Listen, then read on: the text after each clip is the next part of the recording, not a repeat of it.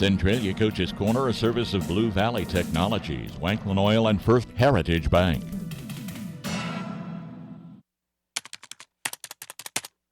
Access denied. We've all been there when you can't connect the thingy to the whatchamacallit and the whatchamacallit can't find the Wi-Fi network. Well, Blue Valley Technologies has a solution that can help you with all your connected devices. Tech Home with unlimited multi-device support to help you get your home connected and even tune up your computer. Find more details at bluevalley.net/techhome. Everyone has something that they do best. Banks are no exception. Ours is investing back into the local communities that we serve. We make loans to local families and businesses. These loans generate the dollars which empower our local community. Invest in our community by banking with us. We're an equal housing lender. First Heritage Bank in Centralia, Corning, Seneca, and Vermilion. Member FDIC. Online at 1hbank.com. Wanklin Oil is proud to serve the community with propane, gas, and diesel fuel right to your home or farm. Family owned and operated, they'll deliver your fuel with an old-fashioned personal touch. Their dependable quality service at the lowest price available makes them a leader in the field. In addition to propane and diesel, they also offer tank repair, sales, and service. For your fuel and heating needs, Wanklin Oil is just a call away. 800-794-2019. They have the energy since 1926. Joined now by Nick Evans, head coach of the Centralia boys basketball team. Coach, you've hit a nice little stretch of games here. I think 6 or 7 wins in a row for you guys. How do you, from the coaching standpoint, feel you're playing? No, last week was a huge week for us. Playing, in my opinion, 2 of the best players in the state back-to-back nights, the Otok kid and then the Hurla kid. And then they have good players around them, too. Those are 2 good teams. And then followed up with a pretty decent Valley Heights team in our league. We haven't lost a game, knock on wood, since the TVL, but we changed some things and changed a little philosophy on how we practice. And, I told the guys, we've only lost the rebounding war one time. We typically don't turn it over a ton.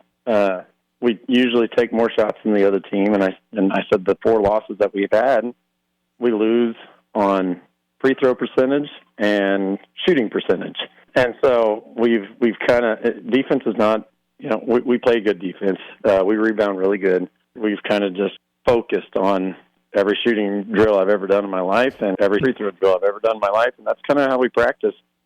You guys last year made the state tournament. You fell in first-round action, but did that, I don't want to say light a fire for this year's squad, but are they kind of maybe feeding off that experience, saying not only do we want to get back there, but if we get back there, this is how, we're successful in these situations or in these games against high-level opponents?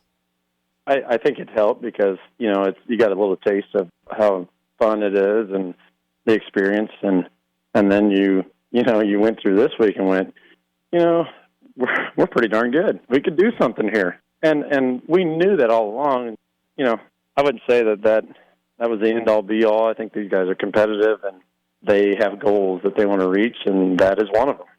It takes a little while, I guess, for everyone to drink that elixir to get it going, but I think once a team realizes our potential could be here, doesn't that probably feed throughout not only like the school, but the team and everyone else? Oh, yeah. I mean, ever since, like I said, after the TBL, everybody's kind of playing their role as far as Quentin Oliver's coming on. That's a kid that we played in the Royal Valley Summer League tournament, and he was, if not the leading scorer, he was second leading scorer almost every single game. And he's starting to play like he did this summer. And the kid is an absolute talent. Once you get him going, and then you have Reese and Paxton, and Maverick's actually coming along. He's figuring out his offensive game, his defense, and his effort's always going to be there. And then you got Duke inside. And so we're tough because you can't just key on one guy, really. I mean, there's problems all over the court. And I'm not necessarily going to ask you about a specific game coming up here next for you guys in the next 2 weeks, but you have Doniphan West, Blue Valley, Clifton Clyde, and Axtell. It's going to be a top-tier, run for you guys. So what's going to make this last week and a half successful in your mind? You just got to one game at a time, and that's what they did last week. It was nice to see last week, and I always tell them that it's fantastic what you did, but nobody really cares. At the end of the day, when it's a new day, nobody cares, and they kind of relish in that, yeah, that's great that you did that, but every day is a new day. This league's competitive, and I've always said anyone can beat anybody, and respect everybody, and these guys will.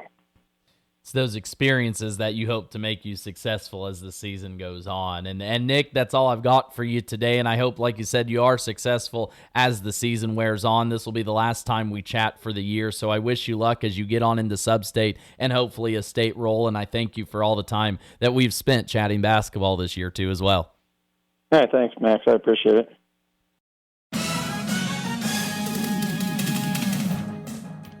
Centralia Coach's Corner, a service of Blue Valley Technologies, Wanklin Oil, and First Heritage Bank.